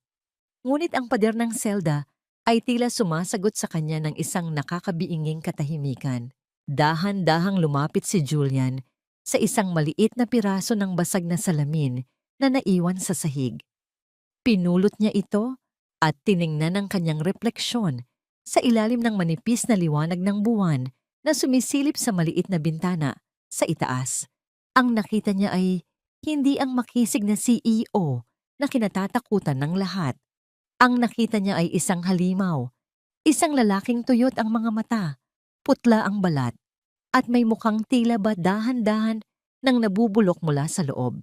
Ang pagkilala na ang lahat ng yaman at kapangyarihang hinangad niya ay naging isang lason na pumatay sa lahat ng mahahalaga sa kanya. Biglang umalingaw-ngaw ang tunog ng mabibigat na hakbang sa labas ng pasilyo. Ang tunog ng mga susi na kinakalampag ay tila ba isang hatol ng kamatayan. Bumukas ang maliit na bintana sa pinto ng kanyang selda at isang pamilyar na mukha ang sumilip. Ito ang gwardya na tumanggap ng tawad mula sa misteryosong kakampi ni Julian. Julian Thorne, may bumibisita sa iyo. Sabi niya, siya na lang ang tanging pag-asa mo. Ang malamig na sabi ng gwardya bago buksan ang pinto. Pumasok ang isang lalaki. Nakasuot ng itim na itim, ang kanyang muka ay natatatakpan ng anino ng kanyang sombrero. Hindi siya nagsalita agad. Tinitigan lamang niya ang kalunos-lunos na kalagayan ni Julian. Mula sa kanyang bulsa, inilabas niya ang isang recorder at pinatugtog ang isang boses. Isang boses na nagpatigil sa tibok ng puso ni Julian. Akala mo ba ay tapos na ang laro, Julian? Ang impyerno ay nagsisimula pa lamang. Ang boses ay hindi kay Elena, hindi rin kay Sarah. Ito ay boses ng isang taong matagal nang itinuring na patay. Isang taong may mas malalim na galit sa mga Valderrama kaysa kanino mang nabubuhay. Sino ang misteryosong lalaking bumisita kay Julian at anong bagong pasabog ang dala niya na magpapayanig muli sa buhay ni na Elena at Sarah? Hindi nababayaran ng kahit anong yaman ng katahimikan ng gabi, Sarah. Pero ang bawat bata na naililigtas natin sa kalsada, iyon ang bawat tibok ng puso ni Gabriel na nagpapatuloy sa mundong ito. Ang boses ni Elena ay malumanay. Tila isang banayad na kumpas ng hangin na nagdadala ng amoy ng mga bagong sibol na bulaklak sa hardin ng Gabriel Thorne Foundation. Nakatayo ang dalawang babae sa beranda ng isang malaki, at maaliwalas na gusali. Ang pader nito ay hindi na kulay abo at malamig tulad ng ospital. Ito ay puno ng mga makukulay na drawing at mga litrato ng mga batang may ngiti sa kanilang mga labi. Ito ang naging bunga ng kanilang pagbangon, isang kanlungan para sa mga batang biktima ng kapabayaan, ang lugar na itinayo nila mula sa mga abo ng kanilang pighati. Tinitigan ni Elena ang malaking portrait ni Gabriel na nakasabit sa main hall. Ang bata sa larawan ay tila ba kumikindat sa kanya, isang paalala na kahit wala na ito sa kanyang piling, ang kanyang alaala ang naging mitya upang magliwanag ang buhay ng iba. Ang tanggapin na ang sakit ay hindi kailangang maging lason, kundi maaari itong maging gamot para sa iba. Minsan po, hindi pa rin ako makapaniwala, Ate Elena. Ang sabi ni Sarah habang inaayos ang kanyang simpleng suot. Kahit siya na ang nagpapatakbo ng Valderrama Holdings, pinili pa rin niyang manatiling simple. Tuwing hapon, bumabalik siya sa kanyang dating karinderya na ngayon ay isa ng maayos na kainan para sa mga nangangailangan upang magsilbi ng libreng lugaw. Dati, ang tanging pangarap ko lang ay makabili ng gamot ni nanay. Ngayon, hawak ko ang kapalaran ng libu-libong empleyado. Natatakot po ako na baka magbago ako, na baka maging katulad ako ni na Beatrice.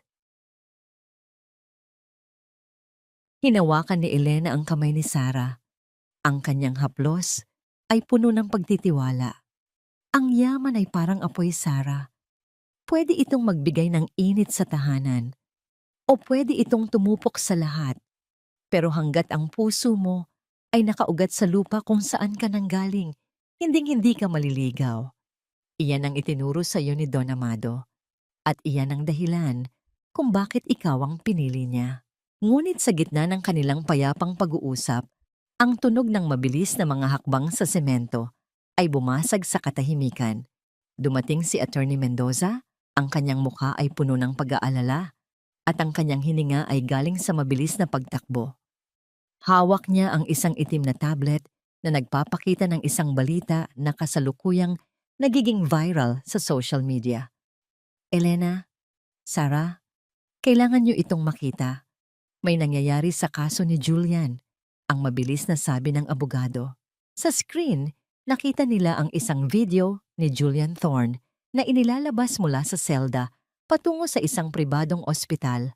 Ngunit ang mas nakakabahala ay ang pahayag ng isang bagong abogado, isang tanyag at mapanganib na fixer sa mundo ng batas. Ayon sa kanila, may lumitaw na bagong ebidensya na magpapatunay na ang mga dokumentong inilabas ni na Elena ay pineke lamang upang gipitin si Julian. Paano nangyari yun? Nakita ng lahat ang video. Nakita ng lahat ang mga pirma. Ang galit na reaksyon ni Sarah. Ang kanyang puso ay nagsimulang tumibok ng mabilis sa tindi ng kaba. May isang tao na tumestigo para sa kanya, Sarah. Isang taong nagsabing siya ang tunay na gumawa ng mga transaksyong yon at binayaran niyo lang siya para ituro si Julian. Paliwanag ni Attorney Mendoza. At ang taong yon, siya ang dating kanang kamay ni Don Amado na akala ng lahat ay pumanaw na 10 taon na ang nakalilipas. Siya ang lalaking nakaitim na bumisita kay Julian sa kulungan. Naramdaman ni Elena ang lamig na muling gumagapang sa kanyang balat. Ang akala nilang tapos na laban ay tila ba isang malaking bitag lamang na ngayon palang dahan-dahang nagsasara. Ang multo ng nakaraan ni Don Amado ay nagbabalik upang bawiin ang lahat. Hindi tayo pwedeng bumalik sa dati, Ate Elena. Hindi ko hahayaang manalo ulit ang kadiliman. Ang matatag na sabi ni Sarah, ngunit ang kanyang mga mata ay nagpapakita ng takot. Tumingin si Elena sa portrait ni Gabriel at pagkatapos ay sa madilim na abot-tanaw kung saan ang langit ay muling nagbabadyang magkaroon ng bagyo. Ang kapayapaang tinatamasa nila ay panandalian lamang pala. Sino ang taong bumalik mula sa hukay upang iligtas si Julian at ano ang lihim na kasunduan nila na maaaring magpabagsak muli sa lahat ng itinayo ni na Elena at Sarah? Akala mo ba ay nanalo ka na dahil lang sa isang pirasong papel na gawa sa kasinungalingan, Julian? Ang laya na inaasahan mo ay hindi pinto patungo sa labas, kundi isang mas malalim na hukay na ikaw mismo ang humukay para sa iyong sarili. Ang boses ni Elena ay tila isang malamig na talim na humihiwa sa hangin ng pribadong silid sa ospital kung saan nakakulong si Julian. Nakasandal si Julian sa kanyang kama. May suot na hospital gown, ngunit ang kanyang mukha ay puno na naman ng pamilyar na kayabangan. Ang kanyang mga mata ay nagniningning sa tuwa dahil sa balitang maaari siyang makalabas anumang oras. Inakala niya na sa pagdating ng dating kanang kamay ni Don Amado, ang lahat ng ebidensya laban sa kanya ay mawawalan ng saysay. Tumingin siya kay Elena nang may mapanguyam na ngiti. Tila ba tinitingnan niya ang isang talunang kaaway. Poor Elena, masyado kang naging kampante. Akala mo ba ay sapat na ang drama niyo ni Sarah para pabagsakin ako? Negosyo ito, Elena. At sa negosyo, ang may hawak ng pinakamalakas na alas ang laging nananalo. And now, I have the ghost of Don Amado on my side. Ang mapagmataas na sagot ni Julian habang inaayos ang kanyang kumot. Once I get out of here, kukunin ko lahat. Ang mansyon, ang kumpanya, at sisiguraduhin kong babalik kayo ni Sarah sa kung saan kayo nanggaling, sa putikan. Hindi kumibo si Elena. Dahan-dahan siyang lumapit sa gilid ng kama. Ang kanyang mga hakbang ay walang tunog sa ibabaw ng makinis na sahig. Tinitigan niya ang asawa, ang lalaking minsan niyang minahal, ang lalaking naging ama ng kanyang anak, at ang lalaking pumatay sa lahat ng kabutihan sa kanyang puso. Sa halip na galit, ang nakikita ni Julian sa mga mata ni Elena ay isang uri ng awa na mas masakit pa sa anumang sampal. Ang alas na sinasabi mo, Julian, ay hindi para sa'yo. Alam mo ba kung bakit bumalik si Mr. Santillan, ang kanang kamay ni Don Amado? Hindi siya bumalik para iligtas ka. Bumalik siya dahil iyon ang huling hiling ni Don Amado sa kanyang sikretong testamento na ako lang ang nakakaalam. Ang mahinahong pahayag ni Elena. Isang matinding katahimikan ang bumalot sa silid. Ang tanging maririnig ay ang mahina at mabilis na pagtibok ng makina ng puso sa gilid ni Julian. Nawala ang ngiti sa mga labi ni Julian. Ano ang ibig mong sabihin? Kinausap niya ang abogado ko. Nangako siyang babaligtarin ang lahat. Iyon ang pain, Julian. Isang bitag para makita namin kung hanggang saan ang kaya mong gawin para lang makatakas. At kagabi, noong pirmahan mo ang kasunduan sa kanya sa ilalim ng lamesa, aminado kang ibibigay mo ang lahat ng ilegal na pondo mo sa kanya para lang sa kalayaan mo. Iyon ang huling ebidensya na kailangan namin. Isang direktang pag-amin ng iyong pagnanakaw at panunuhol? Paliwanag ni Elena habang inilalabas ang isang maliit na recording device mula sa kanyang bulsa. Hindi lang ikaw ang marunong maglaro, Julian. Pero sa larong ito, ang taya ay hindi pera, kundi ang huling piraso ng iyong kaluluwa. Naramdaman ni Julian ang biglang paglamig ng kanyang buong katawan. Ang kanyang hininga ay naging mabilis at mababaw. Tila ba ang hangin sa loob ng silid ay unti-unti nang nauubos. Ang kanyang mga kamay ay nagsimulang manginig. At sa kanyang isipan, ang lahat ng kanyang mga plano ay gumuho na parang isang kastilyong gawa sa buhangin sa gitna ng malakas na alon. Elena, please, huwag mong gawin ito. Mag-asawa tayo, di ba? Para kay Gabriel. Gawin mo ito para sa anak natin. Ang nagmamakaawang bulong ni Julian, ang kanyang boses ay pumipiyok na sa takot. Ito ang huling sandata niya, ang gamitin ang pangalan ng anak na siya rin ang dahilan ng pagkawala. Sa pagbanggit ng pangalan ni Gabriel, ang mga mata ni Elena ay saglit na pumikit. Isang matinding hapdi ang dumaan sa kanyang puso, ngunit hindi siya natinag. Dinukot niya mula sa kanyang bag ang isang maliit at duguang laruang sasakyan. Ang paboritong laruan ni Gabriel na hawak nito noong gabing mamatay siya. Inilapag niya ito sa ibabaw ng lamesa sa tabi ni Julian. Huwag mong gamitin ang pangalan ni Gabriel para iligtas ang sarili mo. Nawalan ka na ng karapatang maging ama niya noong gabing mas pinili mo ang init ng katawan ng ibang babae kaysa sa huling hininga ng anak mo. Ang boses ni Elena ay tila isang hatol mula sa langit. Laya ka na, Julian. Laya ka na sa akin. Pero sa bawat gabi na ipipikit mo ang iyong mga mata sa loob ng selda, ang tanging makikita mo ay ang mukha ng anak mong hindi mo sinagot ang tawag. Iyan ang magiging habang buhay mong bilangguan. Dahan-dahang tumalikod si Elena at naglakad patungo sa pinto. Hindi na niya narinig ang mga hiyaw at pagmamakaawa ni Julian na naging isang hysterical na iyak ng isang taong tuluyan ng iniwan ng tadhana. Sa labas ng pinto, ang mga pulis ay handa nang pumasok upang muling dalhin si Julian sa tunay na kulungan, isang lugar kung saan wala ng abogado o fixer na makakapaglitas sa kanya. Nang makalabas si Elena sa ospital, sinalubong siya ni Sarah. Ang sikat ng araw ay tumama sa kanilang mga mukha, mainit at puno ng pag-asa. Wala nang takot sa kanilang mga mata. Ang bagyo ay natapos na at ang tanging naiwan ay ang malinis na kalsada patungo sa isang bagong simula. Ngunit bago sila tuluyang umalis, isang itim na sasakyan ang huminto sa kanilang tapat. Ang bintana ay dahan-dahang bumaba at isang pamilyar na mukha ang tumingin sa kanila.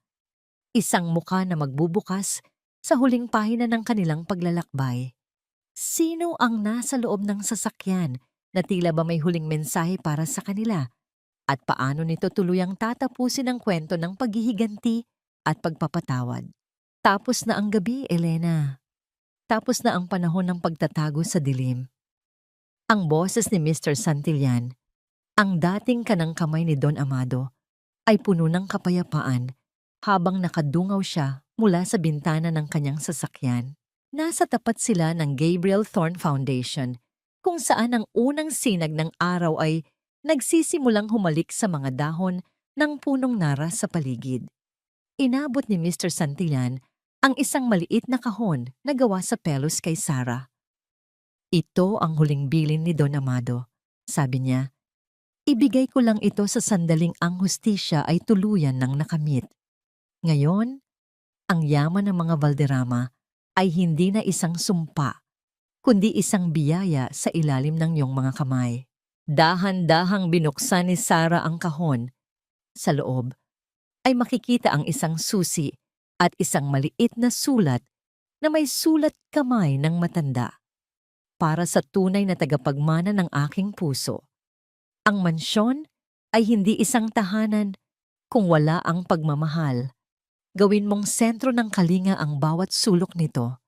Napaluha si Sarah, hindi dahil sa lungkot, kundi dahil sa matinding pasasalamat.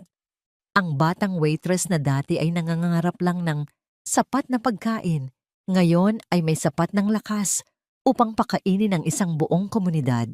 Habang naglalakad ang dalawang babae papasok sa bakuran ng foundation, narinig nila mula sa radyo ng isang dumadaang sasakyan ang balita sa umagang iyon. Ang hatol ng korte ay pinalna. Si Julian Thorne ay hinatulan ng habambuhay na pagkabilanggo dahil sa malawakang pagnanakaw, panunuhol, at ang pagkakasangkot sa aksidenteng ikinamatay ng kanyang sariling anak. Si Beatrice naman, dahil sa kanyang mga ilegal na transaksyon at pagpapanggap, ay tuluyan ng nawalan ng lahat ng ari-arian at nahaharap sa mahabang panahon sa likod ng rehas. Ang kanilang imperyo ng kasinungalingan ay tuluyan ng gumuho, na walang iniwan, kundi ang alikabok ng kanilang kasakiman. Nararamdaman mo ba yon, Sarah? Ang mahinang tanong ni Elena habang nakatitig sa asul na langit. Ang hangin, tila ba mas magaan na siyang hingahin ngayon? Tumango si Sarah at mahigpit na hinawakan ang kamay ni Elena. Opo, Ate Elena. Para bang ang bawat patak ng ulan noong gabing iyon ay napalitan na ng sikat ng araw ngayon. Wala na ang takot. wala na ang pait. Ang pagtayo sa gitna ng isang bagong umaga sa Manila, kung saan ang ingay ng mga sasakyan at ang sigaw ng mga tindero ay hindi na tunog ng kaguluhan, kundi tunog ng buhay na nagpapatuloy. Nakita ni Elena ang mga bata sa foundation na nagsisimula nang lumabas upang maglaro sa hardin. Sa bawat tawa nila, tila naririnig niya ang halakhak ni Gabriel. Alam niyang sa bawat batang matutulungan nila, ang kanyang anak ay laging mananatiling buhay sa kanyang puso. Pumasok sila sa loob ng gusali at sinalubong ng amoy ng bagong luto na tsampurado at pandesal. Ang pamilyar na amoy ng pag-asa na naranasan ni Sarah sa karinderya. Ngunit sa pagkakataong ito, hindi sila nagsisilbi dahil sa pangangailangan, kundi dahil sa wagas na pagmamahal. Si Elena ay hindi na ang asawang sawi. Siya na ang ina ng lahat ng mga batang nangangailangan ng kalinga. Handa ka na ba sa susunod na kabanata ng buhay natin? Ang nakangiting tanong ni Elena. Higit pa sa handa, ate. Ang sagot ni Sarah habang pinagmamasdan ang mga batang masayang kumakain. Sa labas, ang lungsod ng Manila ay gising na gising na. Ang bawat tao sa kalsada ay may kanya-kanyang laban, may kanya-kanyang pighati. Ngunit para kina Elena at Sarah, ang laban ay tapos na. Nahanap na nila ang kanilang kapayapaan sa gitna ng kaguluhan. Ang kwento ng paghihiganti ay nauwi sa isang kwento ng paghilom. At ang bawat luhang pumatak ay naging pataba sa lupang sinibulan ng kanilang bagong pag-asa. Ngunit bago tuluyang matapos ang araw, isang huling bisita ang dumating sa gate ng foundation. Isang matandang babae, may dalang isang basket ng mga bulaklak at isang liham na nanggaling sa isang taong hindi nila inaasahan. Isang huling hiling ng kapatawaran mula sa isang madilim na selda. Tatanggapin ba nila ang huling hiling na ito? O sapat na ang katahimikan bilang sagot sa lahat ng sakit ng nakaraan? Lumulubog na ang araw sa abot-tanaw ng Manila, nag-iiwan ng kulay ube at gintong guhit sa langit na tila ba isang dambuhalang painting ng tadhana. Sa loob ng sementeryo, kung saan nakahimlay ang munting katawan ni Gabriel, ang hangin ay hindi na kasing lamig ng gabing iyon ng trahedya. Ngayon, ang bawat ihip ng hangin ay may dalang amoy ng mga sariwang puting bulaklak at insenso. Nakatayo si Elena sa harap ng puntod ng kanyang anak. Malinis ang marmol at sa ibabaw nito ay nakapatong ang paboritong laruang sasakyan ni Gabriel. Ang huling bagay na hinawakan ni Julian bago ito tuluyang mabulok sa kulungan. Hawak ni Elena ang liham na dumating kaninang umaga. Ang sulat kamay ay magulo, nanginginig, at may mga bakas ng natuyong luha. Elena, hindi ko hinihinging palayain mo ako sa rehas na ito.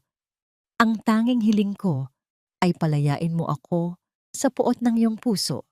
Sa bawat gabi, naririnig ko ang tawa ni Gabriel na nauuwi sa yak. Ngayon ko lang naintindihan na ang tunay na bilangguan ay hindi ang pader na ito, kundi ang kawalan ng inyong pagmamahal. Patawad. Tinitigan ni Elena ang mga salitang iyon. Sa loob ng mahabang panahon, ang galit ang naging panggatong niya upang mabuhay. Ngunit habang pinagmamasdan niya ang dapit hapon, naramdaman niya ang isang kakaibang gaan sa kanyang dibdib. Hindi niya kailangang sumagot. Hindi niya kailangang bumisita. Dahan-dahan niyang pinunit ang liham sa maliliit na piraso at hinayaan ng hangin na tangayin ang mga ito palayo. Ang pagpapatawad ay hindi para kay Julian. Ito ay para sa sarili niya, upang ang alaala ni Gabriel ay manatiling puno ng liwanag at hindi ng dilim ng paghihiganti. Ate Elena, oras na po. Naghihintay na ang mga bata sa foundation para sa hapunan. Ang boses ni Sarah ay nanggaling sa likuran.